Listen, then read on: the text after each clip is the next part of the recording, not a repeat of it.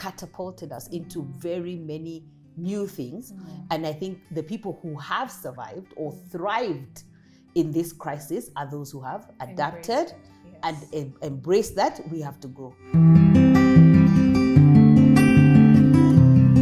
Hi everybody, my name is Angie Murenga. You're watching Just Angie. It's Mwenyenchi Monday, where we discuss all things governance. We started a conversation about leading through crisis because we find ourselves in a crisis. This pandemic has thrown us into one of the greatest, I think, all-time crises, at least of our lifetime. I don't think within our lifetime we're going to see another crisis like this. So the Ecclesia of the Marketplace, under the Marketplace Ecclesia Accelerator, had a webinar on leading through crisis. And that's what we're taking you through, and we're posting the link so that if you want to engage more with the content, you may.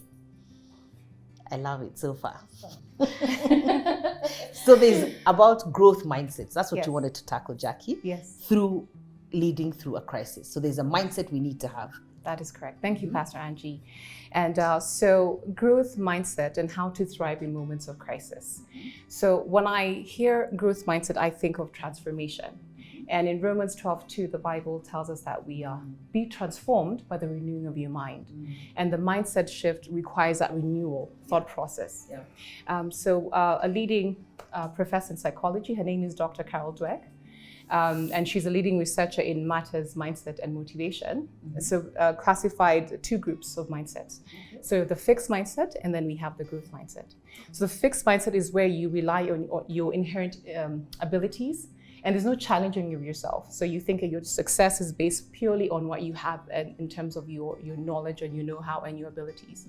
Whereas the growth mindset says that you challenge yourself, you push yourself, you excel yourself to be able to be more impactful and more productive in your different areas, and you find that there's sharpening of your skills and your talents. And we have seen that actually, because now you find many people were forced to take up that habit, take up that hobby, pick it up and really run with it. And you find they'll be able to monetize it. And you find that they found that a new way of just discovery and appreciating who they are. And so one word that has been used very widely in this time of crisis is the word adapt. How do we adapt? How do we adjust accordingly? How do we change our systems and processes to be more impactful? And what does it mean for, as a leader, leading yourself in that impact? And we were talking with Kio, and we talked about Joseph in the Bible.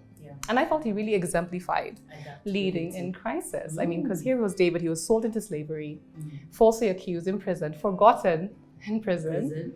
But all through, and it's very consistent. We're not told what happened internally, but I can imagine that moments he felt disgruntled and, just totally, taken aback. And how can God allow me to be in this space? But what was very consistent about Joseph's character in all of this was that he was resolute to do and give his best. And in Genesis 39 verse 5 tells us that the Lord was with him and made him prosper. And as a result of that, all around him, Potiphar's house, and even the entire land of Egypt, nation of Egypt, was also blessed as a result. So there was leadership of others through his decisions. So what does it look like when we have to change our mindset as a leader? Because it will impact everyone around our space. So I really love the discussion about having Joseph as an example to show how we can still lead and be impactful in our area of leadership, or area where we actually serve and where we actually go about our business. So so I love how Kio I love it. I love that word, how we adapt, because that was a big part of leading in crisis. Correct. Is our adaptability. And I think even just in the webinar, which we hope that people will watch, we did have a guest speaker who was Joan Kiambati, talking about her business because she does events, right? And because events now were not happening, she still had a staff. She still had people she needed to take care of. And she had even said herself, I don't have to take a salary. I can give my salary to my employees. But what was one thing that she did that was different? And this is different. I mean, not many people could have done this. People were laying off people, but what she did is that she decided she's going to get care packages, food packages for all her employees for a period of 3 months, and beyond if it had to go beyond. And that's really a change of mindset. Like, you have to start thinking differently. You have to adapt to a different way of being, because you're being pushed into it by a crisis. You can't have your old patterns in a new way of being. It's the same story we've been talking about, new wine in old wines. In new wine skins. Yes. You know, they'll burst. Yes. Yeah. If you put new wine into old wine skins, they'll burst. Yeah. You can't keep having the old patterns when something new has come. Things have been reset. It's time to change our ways of thinking. And you cannot stay there and say, I'm going to stay in the old. That's why you have to get this growth mindset. And I believe that this crisis, it forced us. I can't say it almost, it did. Yes. It forced us, even if you were in the fixed mindset, to quickly move into the growth mindsets, because we even discuss things. I remember hearing people say, always wonder when our office will become where everybody will be working from home, you know. Now there was no more we are thinking when it's going to happen. It's happened. And school. Done. Like what? So, you know, I feel like the way a hot knife cuts through butter, there was no discussion. The end. You cannot think about it, cannot strategize, cannot plan for 15 years. We are here.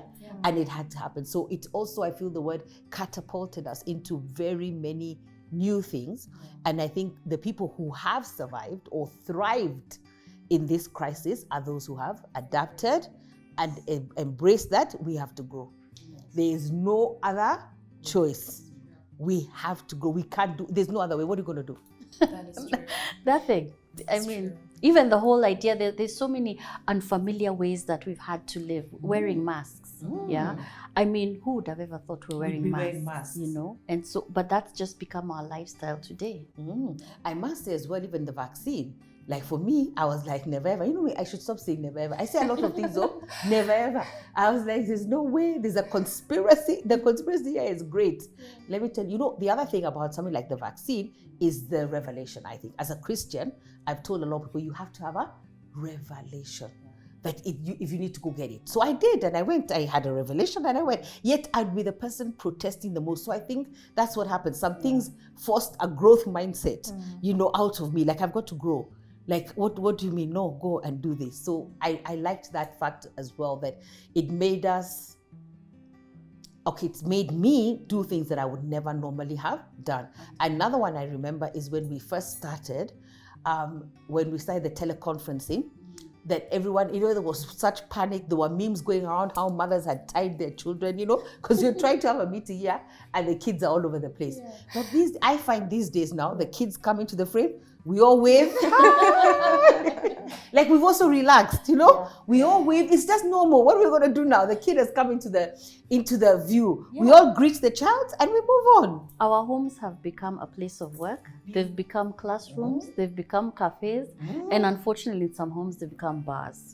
You know, and so there's so much going on in the home front, that it's so, like, even I'm sure house helps, you know, for them life was like really smooth, because and everyone's go out. And then they come back at 12, 4 o'clock. Now the whole world is here. What is going on? They're just like they are making 3 meals, maybe even 4 meals a day. I mean, your space has been, you know, this is their workspace. I know it's their workspace. Everyone has come. And imagine those of us who would like to working with a quiet mindset. Oh my Lord. The drama is here, everybody is here. So we've all had to adjust, because it's now so many hours of being together in the home, but also that has brought people together.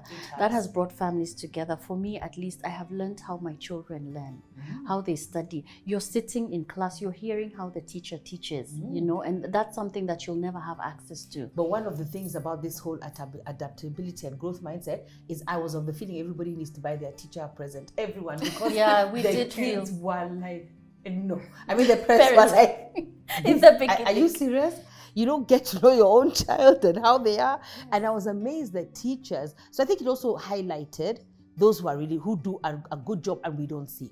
Because the teachers managed to keep 20 or 30 of these people in one room, focused on one assignment, and they actually learn, and that's a big one. Sorry, Jackie?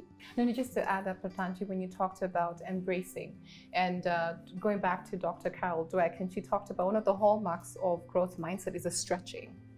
You have to stretch, and that requires patience, even when you don't see the results manifesting immediately, but you have to be consistent. Then taking back to Joseph, consistent all the way through in the stretching, and that there will definitely, the transformation will happen and the foundations will fall into place. Yeah, and maybe I'll end with this.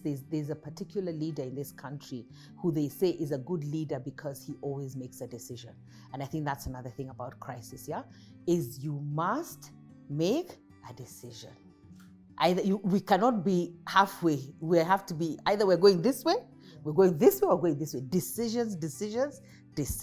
And I guess that's part of adaptability. Oh, I'm really loving this conversation. I hope you are too. And whenever you find yourself in a crisis, I think you can take some of these points that have been raised and apply them and get yourself out of this crisis. I love stretching, and I love adaptability and a growth mindset. God bless you, and see you next Monday.